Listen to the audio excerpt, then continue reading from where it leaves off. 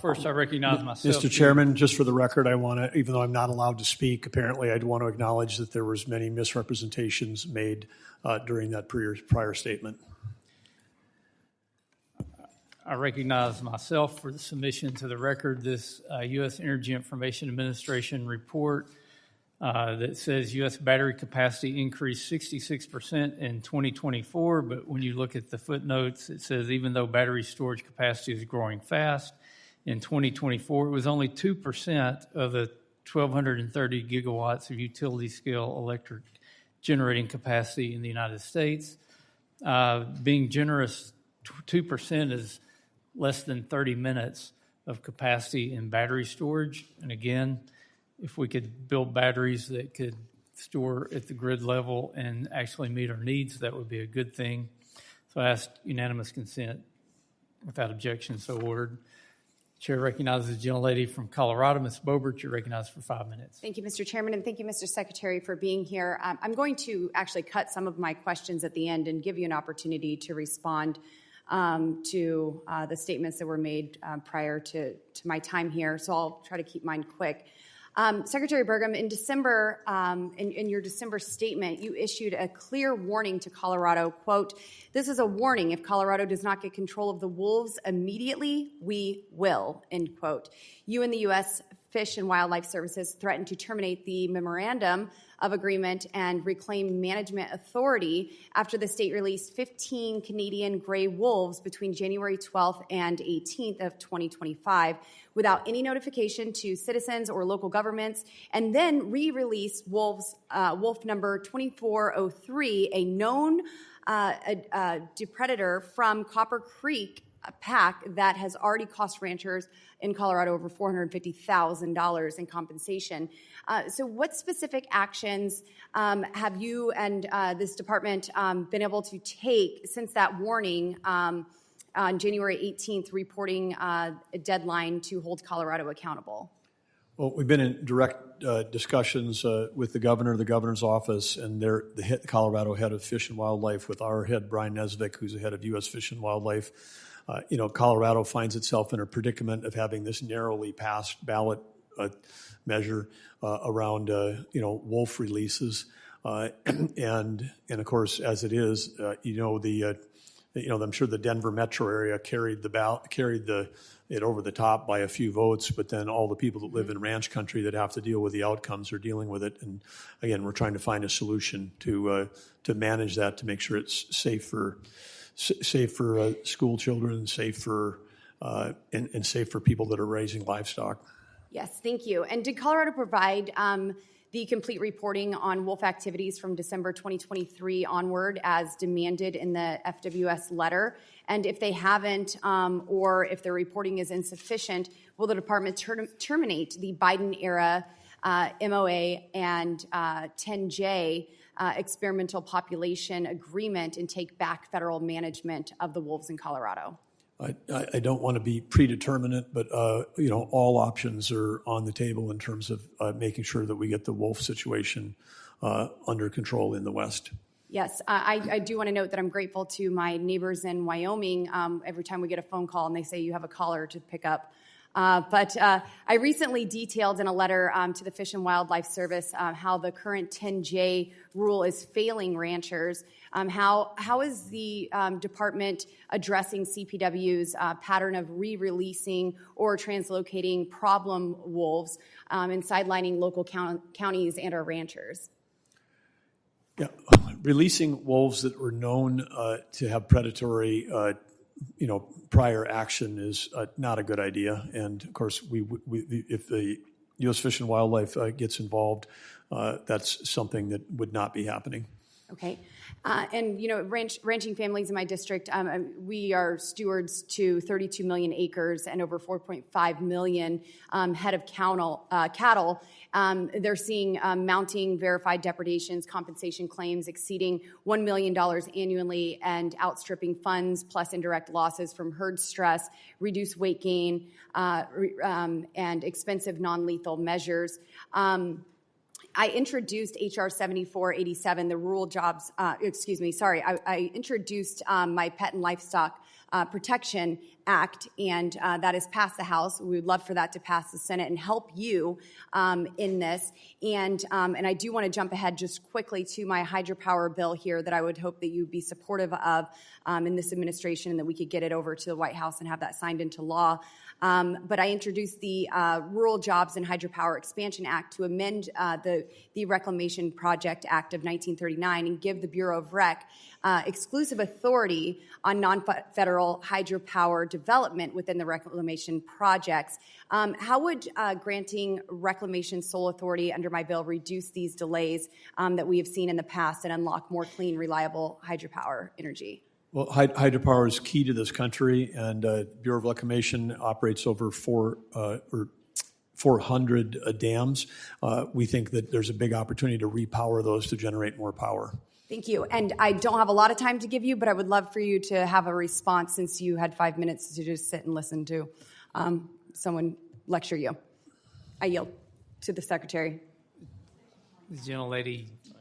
Oh, she went 30 seconds over. Give him 30 seconds to respond to her, if you will, Mr. Chairman. Given a lot more than that. We're going to have to stay on schedule. The chair recognizes the gentleman from California, Mr. Gray. You're recognized for 5 minutes. Thank you, Mr. Chairman. Good afternoon, Mr. Secretary. Nice to have you here. You may remember on your last visit that my grandparents farmed in Cooperstown, North Dakota, and my mother grew up there, and I have very fond memories of visiting your state.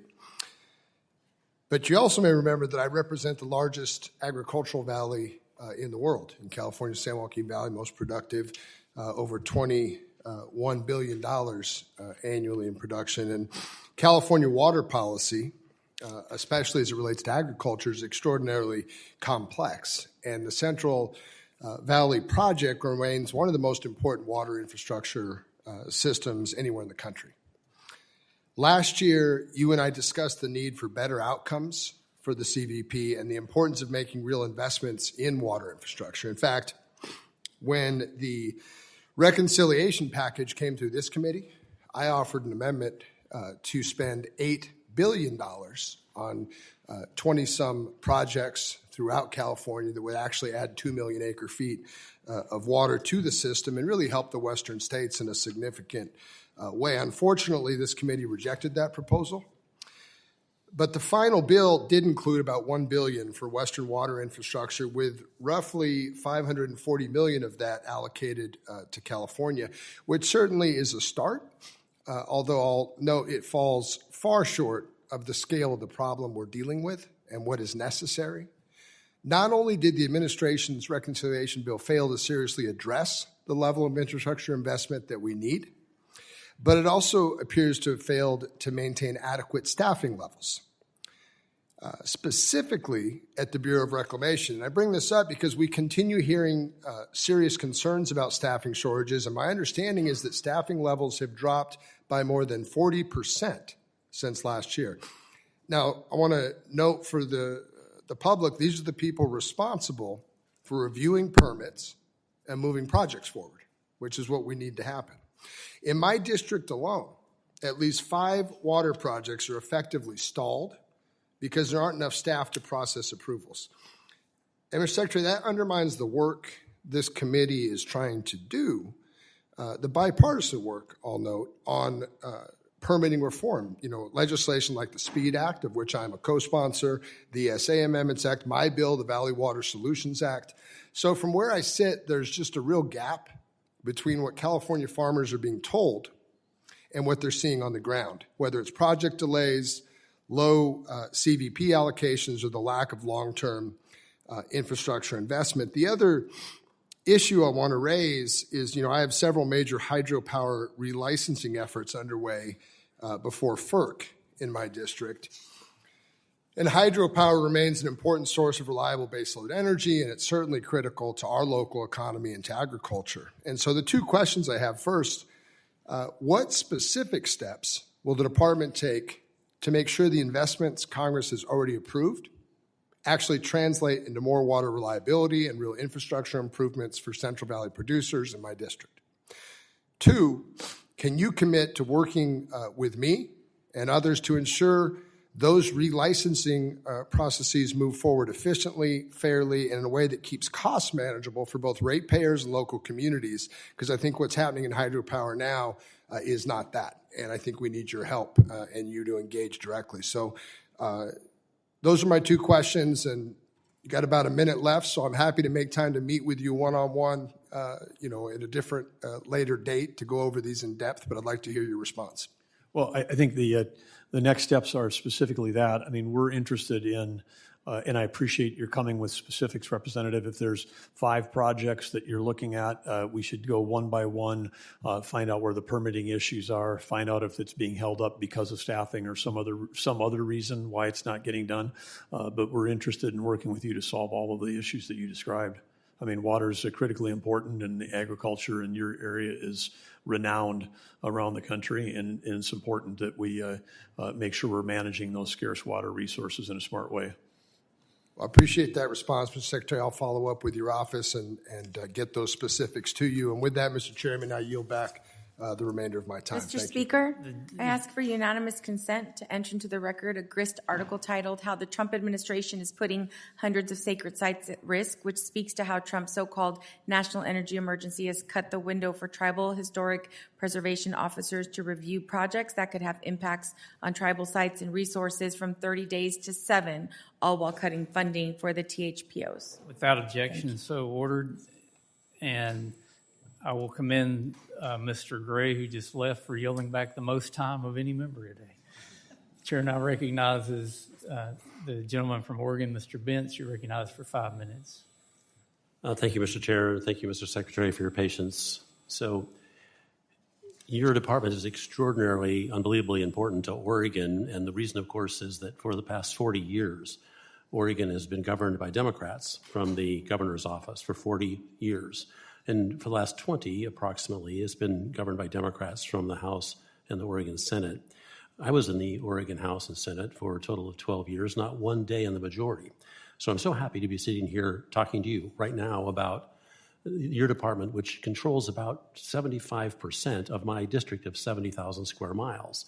And so you are incredibly important, and your agency is incredibly important. Let me just share with you why we have to look to your agency for help. Under the 40 years of Democrat administration in Oregon, we have become 47th out of 50th when it comes to being attractive to business. 47th out of 50th. Under Democrat leadership, we are 49th out of 50 when it comes to 4th grade math and reading proficiency. 49th out of 50 under Democrat leadership. Under Democrat leadership, we are often the worst in the nation when it comes to wildfire occurrence. Under Democrat leadership, we are 43rd out of 50 when it comes to economic outlook. Thank goodness we have Medicaid, because we are 5th in the nation when it comes to needing Medicaid. Thank goodness we have that program, 5th in the nation. Thank goodness we have SNAP, because we are 2nd or 3rd in the nation when it comes to needing it. And again, it's because our economy is in shambles, particularly when it comes to the rural areas where your agency is in place to do some things about this. Oregon is 42nd in the country when it comes to housing affordability. Oregon is 13th highest when it comes to closing businesses, and Oregon has land zoned for industrial use near the lowest amount in the nation. Other than that, Oregon's doing great. So we have to look to you and say, what in the world can we do? And I want to start by talking about the Oregon and California lands, the ONC lands, 2 million acres of land in the southern part of Oregon that your agency has control over. And thank goodness you are looking at the possibility of increasing the removal of timber from that ONC land. That land was, under a 1937 law, set up to provide timber to local communities on a sustainable basis. I know you're aware of this, but can I ask if I can help in any way in that process of getting us to more timber off that land? Because what we're doing right now, you mentioned it earlier, is we're just setting all of that wonderful timber up for burning is what we're doing. Perhaps you can comment on that. Well, first of all, would love to engage with you, Representative. on how we can help revitalize those rural areas on public lands, particularly as it relates to timber development, because timber development by the private sector and saving our forests from catastrophic fires go absolutely hand in hand about reducing that fire load. And so very much looking forward to you to doing that.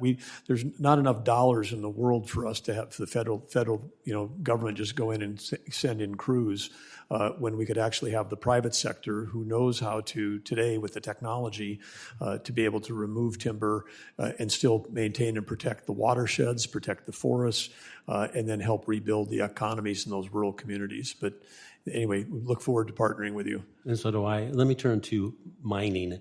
Again, my district is 70,000 square miles, and a huge part of it is blessed with incredible mineral resources. Now, the president today is in China, and his ability to negotiate for us is dramatically curtailed by our lack of having access to rare earth minerals and the ability to process them. Yet we have them in my district. And so is your agency looking to try to help access those minerals on the lands that you are in charge of? Well, the answer is yes, and we're working closely with the National Security Council, the National Energy Dominance Council, where there's a team that's working to identify potential areas for critical mineral development, mining, and processing in this country. And so if you've got either specific projects or things you'd like to meet with, happy to have you meet with that team and make sure that they're aware of what the opportunities are as we look to try to rebuild this industry in America. Right, we will definitely take you up on that. And I want to take this opportunity to thank you for your work on the Klamath, because the Klamath Lake and that area is in my district. And your help in trying to balance the application of the limited water resources has been invaluable. And we look forward to continuing to work with you to keep or reach a better outcome for all concerned in that basin. Thank you so much. I yield back. Gentleman yields back. The chair now recognizes the gentlelady from Virginia, Ms. Kiggins. You're recognized for 5 minutes. Thank you, Mr. Chairman, for holding this oversight hearing to discuss the President's fiscal year 27 budget request for the Department of the Interior. Secretary Burgum, thank you for taking the time to be with us today for so long. As you know, I have the privilege of representing Virginia's 2nd Congressional District in Southeast Virginia, home to the mouth of the Chesapeake Bay, the entire Atlantic coastline of Virginia, and our East Coast master jet-based Naval Air Station, Oceana, and one of the highest densities of military personnel and installations anywhere in the country. Because of that, my district sits at the intersection of energy development, environmental stewardship, and national security in a very real and immediate way. That balance is not theoretical for us. It directly impacts our economy, our grid reliability, and our military readiness. As I reviewed the 27 budget request, I took note of several proposals aimed at streamlining permitting and improving efficiency, including the consolidation of BOEM and BSEE into the proposed Marine Minerals Administration. I also recognize the department's role in advancing domestic energy production across a range of resources while ensuring that projects are developed responsibly and in coordination with our national security priorities. At the same time, I think it's critical that we pursue these goals. We ensure that projects that have already undergone years of federal review and coordination are able to move forward with certainty, and that interagency processes, particularly those with the Department of War, remain consistent, predictable, and effective. In coastal districts like mine, where energy infrastructure and military operations operate side by side, that coordination is essential, not just during permitting, but throughout the life of a project. So with that in mind, I want to better understand how the department is approaching coordination, reliability, and implementation under this budget.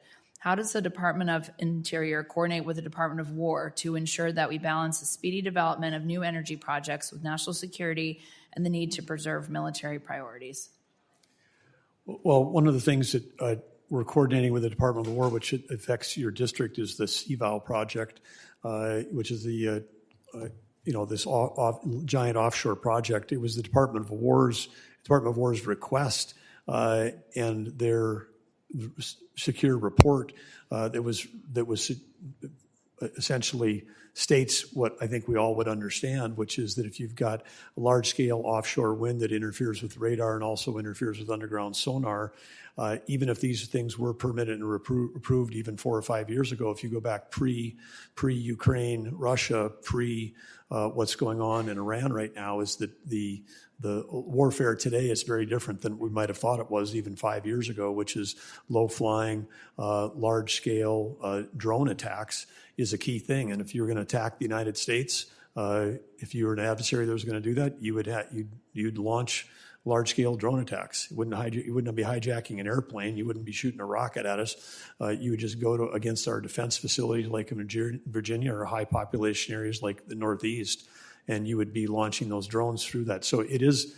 I know people keep saying it's ideological. It's not. There's a real actual national security risk, and so the request for us to review those actually came from the Department of War. So we supported them in that request.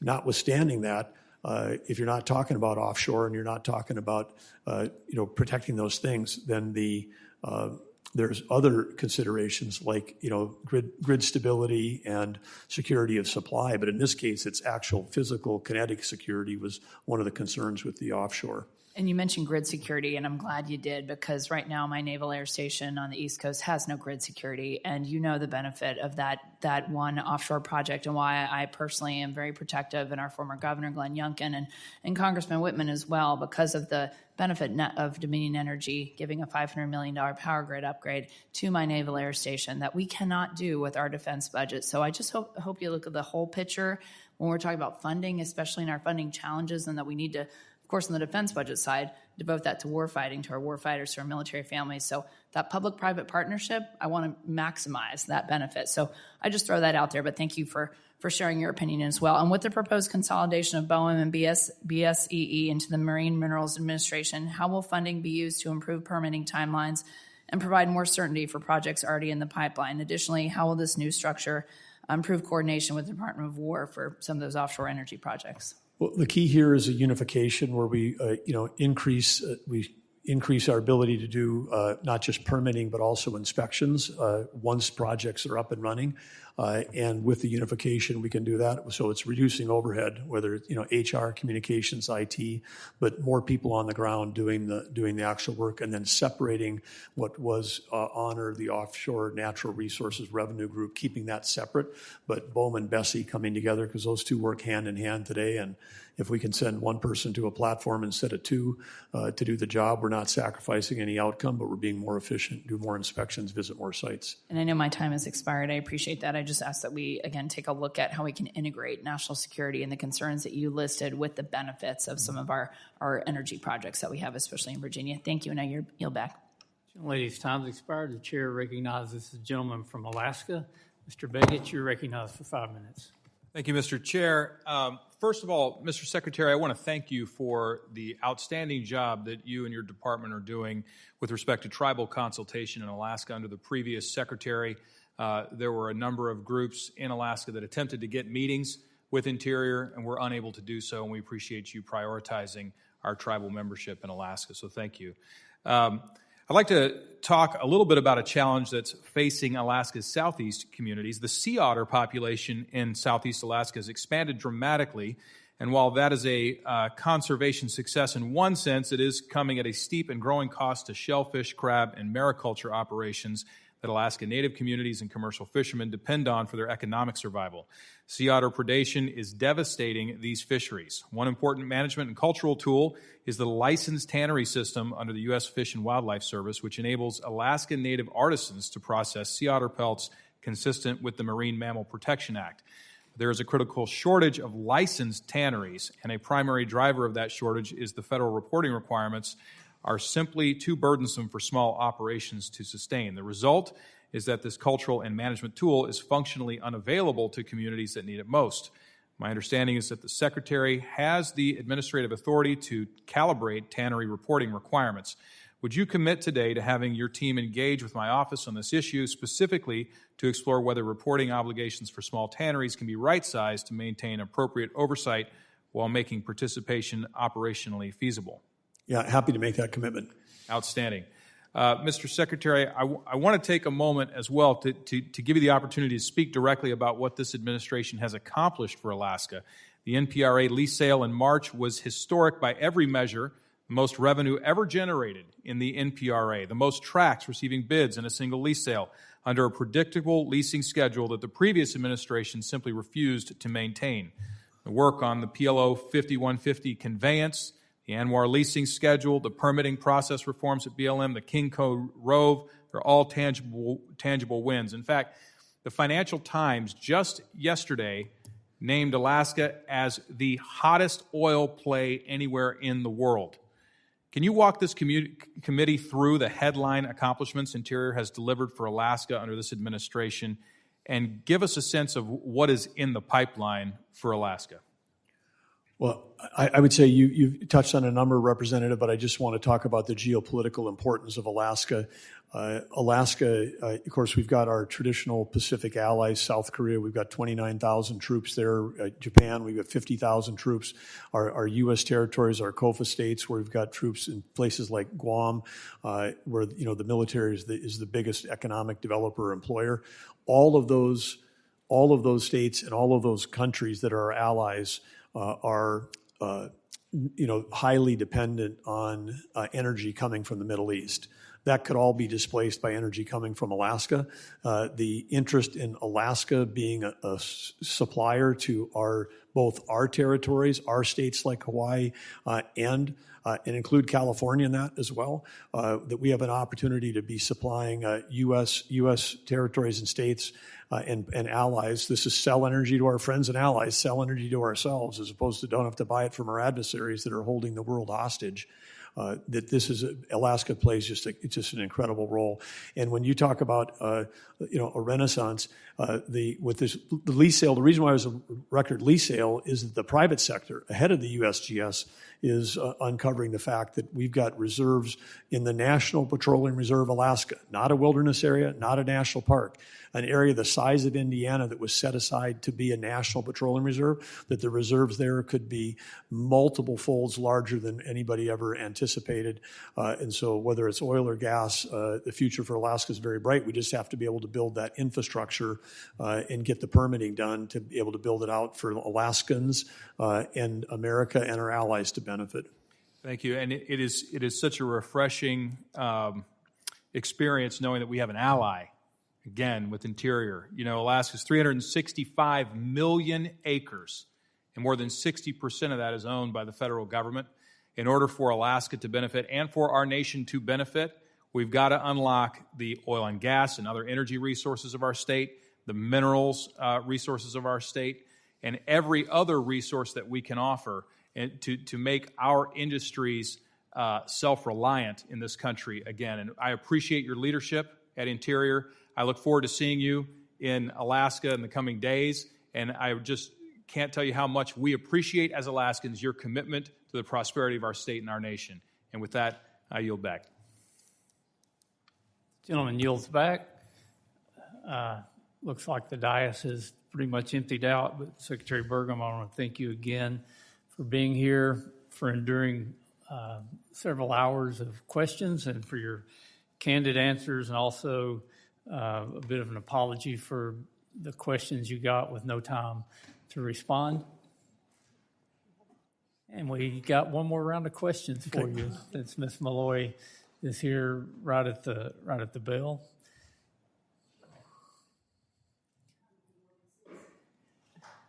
Chair recognizes the gentlelady from Utah, Ms. Malloy. You're recognized for Thank you. 5 minutes. Mr. Secretary, I'm sorry I walked in right at the end. I'm stuck in an appropriations markup today, so I was hurrying over as quickly as I could. I have a couple of things. One, we've talked about this before, but as you're aware, the president included $1 billion for the Great Salt Lake in his budget. As the only appropriator in the state of Utah, I'm working to make sure we can get as much of that in the appropriations bills as we can. Will you work with my team and with the state on a plan for what that should look like? Yeah, absolutely we will, Representative. Okay, thank you. As we're trying to get language in the appropriations bills, the number one question is, what does Interior want? So I would love for us to figure that out together. And then I have been kind of... While you're catching your breath, I would just say big opportunities in the basin on water supply, water infrastructure, water conservation. As I described earlier, I mean, it's a unique thing. It's not part of the Colorado River Basin. It's not part of the Missouri. It's not part of the Columbia. This is a basin that flows into itself and has a unique set of opportunities and challenges, and it's been overlooked and underfunded, and there's a lot that we could do together with the states, with the tribes, and again, with 60+% of the land in Utah being federal land, for us to be able to get the most return on that federal land, whether it's recreation, whether it's grazing, whether it's mineral development, we need to have water infrastructure. So this is an investment actually back into the United States. This is developing a resource that we have for the benefit and the use of the American people. So we look forward to coming up with a plan that has smart usage and a high ROI. Thank you. I appreciate that. This is a top resource concern for the state of Utah, and I'm excited about the opportunity to have the state and the administration working together to solve it. And thank you for the opportunity to catch my breath. In return, I'm going to give you some of my remaining time. I've been kind of following the hearing, and I know there have been several points brought up that you didn't get a chance to respond to. I have about just a little under 3 minutes left. Is there anything you would like to say, especially about staffing or solar power, that you haven't had a chance to say because the time keeps running out? Well, I think one thing that I would say was in the comments related to in the 5-minute discussion with no chance to respond relative to tribal issues. Again, just for those folks that are working on the budgets, to take a close look. I mean, when we're moving the wildland fire group, out of things like BIA, into a wildland fire things, it looks like a cut if you're just comparing two numbers, but we've taken a big function and large amounts of staff, moved them from national parks, moved them from BIA, moved them from UN Fish and Wildlife, and put them into a new bucket. And no one is like, oh, there's a big increase over here. No, it's a transfer as part of the unification. So that's one. The second thing we're doing to achieve these efficiencies is taking all of comms, all of IT, and all of HR, and pulling all those into the Secretary's office. So that'll look like a cut to, pick your bureau, NPS, U.S. Fish and Wildlife, or BIA. It looks like a cut, but it's actually a place where we can have an opportunity to be more efficient. So that's just one thing to point out. So then that's a misstatement to describe these things as cuts when it's actually it is about unification. But the assertion that a tribe can't get a meeting is that's absurdly false.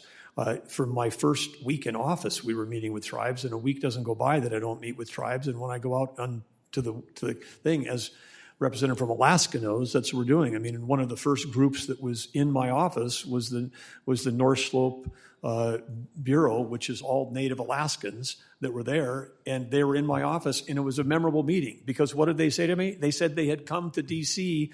8 times in 4 years and never got a meeting with a secretary. I've met with them 4 times. And I'll be meeting with them the 5th time. That's in person, and that doesn't count my deputies, and it doesn't count other staff.